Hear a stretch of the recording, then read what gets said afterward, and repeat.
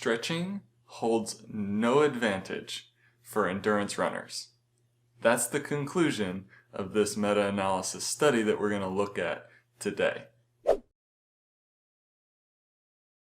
How's it going, runners? My name is Justin Thompson. I'm your average running PT, and I help the average runner achieve their own personal elite status. If that's something you guys are into, then go ahead and hit that subscribe button and click the bell so you know when the next video comes out.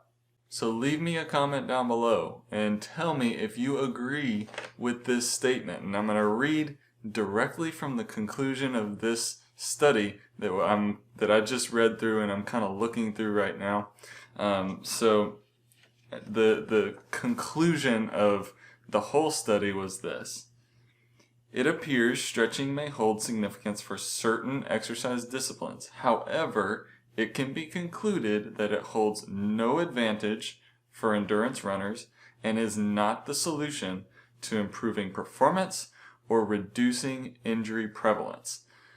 Go ahead, leave the hateful comments or whatever down below, or do you agree with this? Leave the comments down below. Tell me, do you agree? Is stretching helpful or not for endurance runners? Okay, so go ahead and leave that comment down below right now.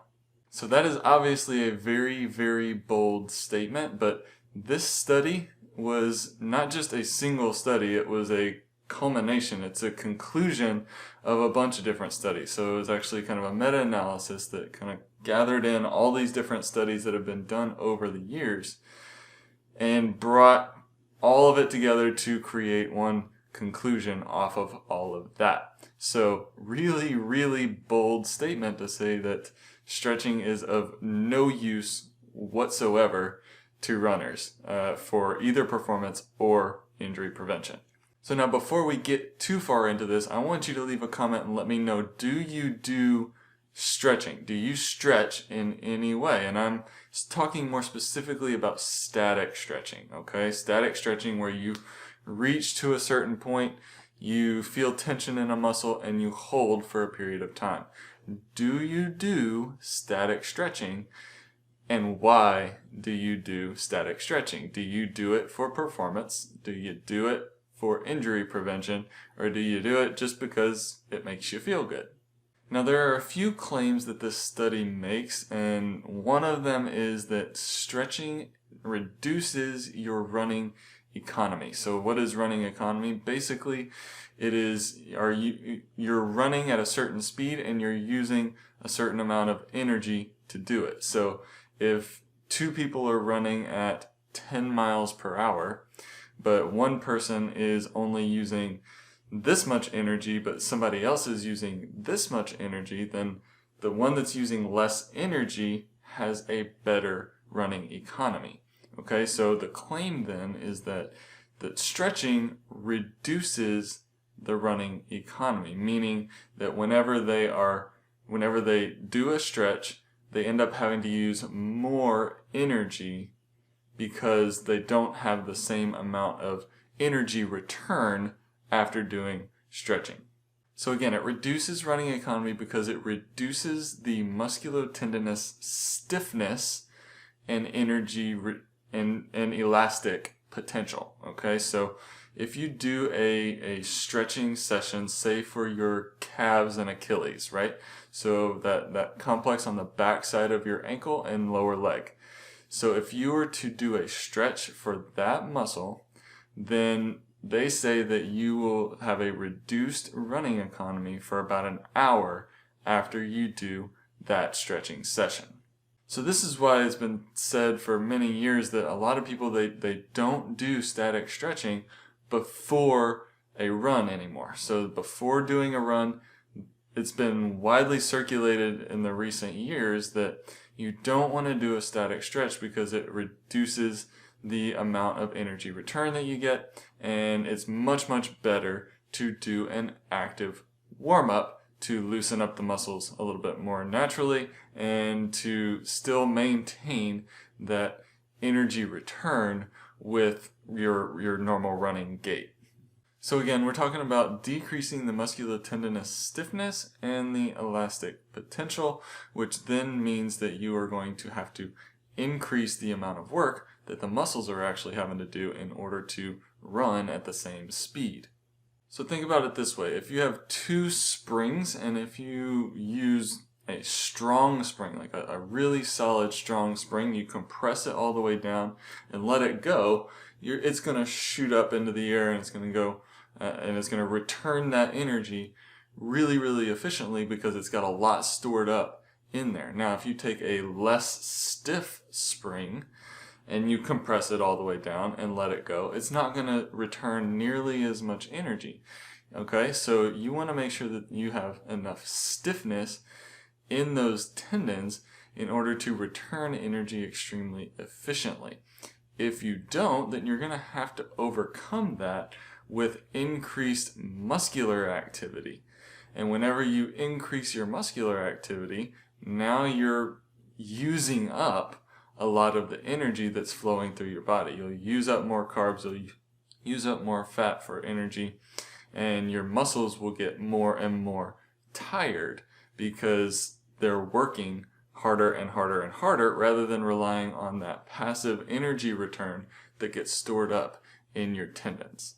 Now, it was interesting, they also showed in the study that for a lot of endurance runners, there's this gene that they tend to find for the really successful ones, this gene called COL5A1, and basically it showed that those that possess this gene had a higher running economy because that gene was expressed through increased stiffness in those tendons. Okay, so really, really interesting that, that kind of goes to show that genetics can also have a big role in this as well. So you definitely, if you don't have that gene, and I don't know how you would figure that out, but if you don't have that gene, then if you were to stretch, then you're kind of doubly making your running economy worse.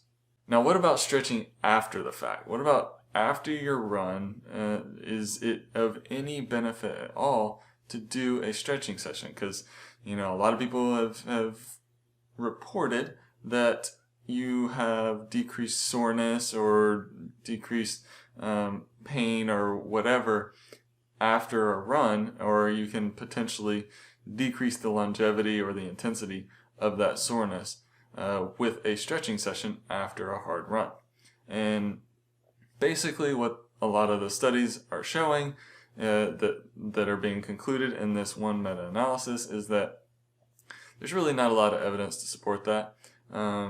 Basically, it's showing that there's no significant difference in reduction of soreness, either in intensity or longevity, for people that do a post-run stretching session.